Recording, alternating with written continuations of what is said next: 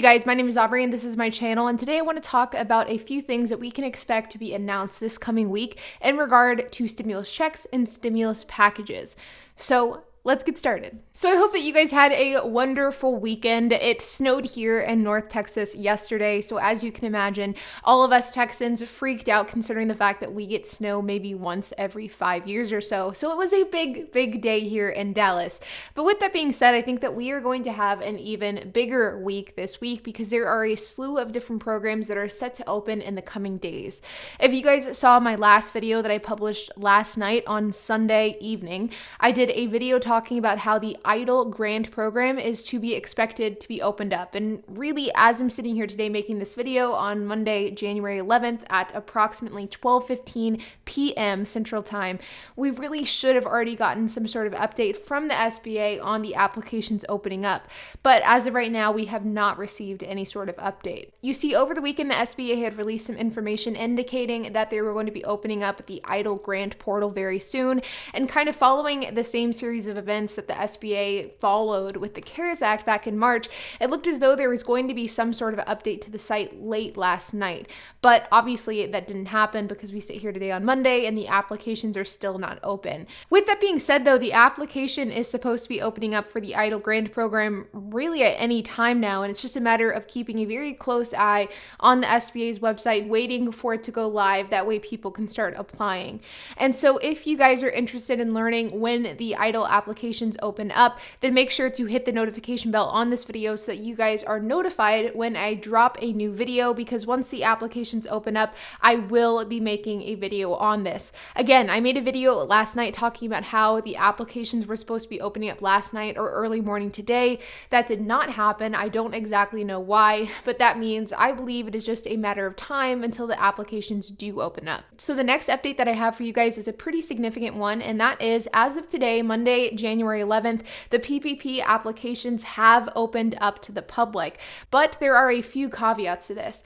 Number one is that with the first round of PPP funding, there was a huge mess in the application process. People were just applying like crazy, and the SBA and banking institutions quickly became overwhelmed with the number of applications being submitted.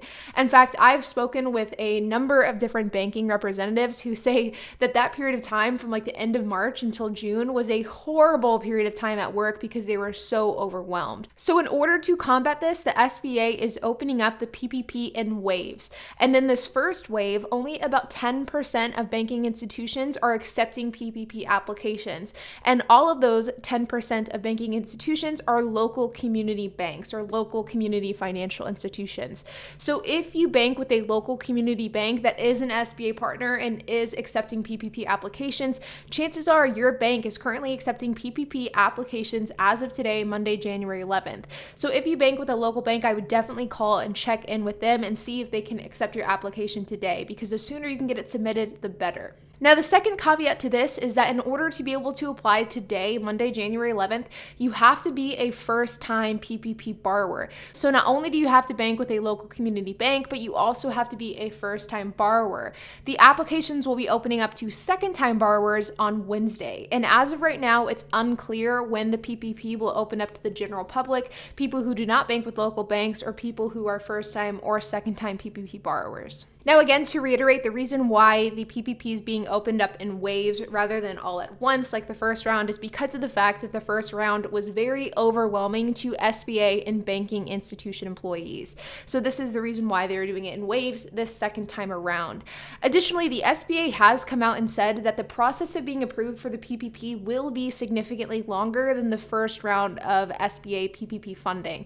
Now, you guys may remember that in the first round of PPP funding, the process to find out how much you were eligible for was pretty quick, in some cases less than 24 hours. But this second time around, even if you are a first-time PPP borrower, there will be kind of a series of automated benchmarks that your loan has to go through before you will receive an eligible amount. So it probably will take you a bit longer to receive PPP funds the second time around than the first time around. That's just my prediction based off of the guidelines that the SBA has released. And then lastly is stimulus checks. So there isn't really a whole lot to update you guys on stimulus checks, since as of right now, the $600 stimulus check is being distributed distributed. Now remember that there is a deadline per this $900 billion stimulus package that it has to be distributed by January 15th, which is this week. So if you do not receive your check by January 15th, or if your check isn't mailed out to you by the 15th, then you will not be receiving a stimulus check, at least not in the form of a direct payment. Instead, you'll be receiving it in the form of a tax credit known as a recovery rebate.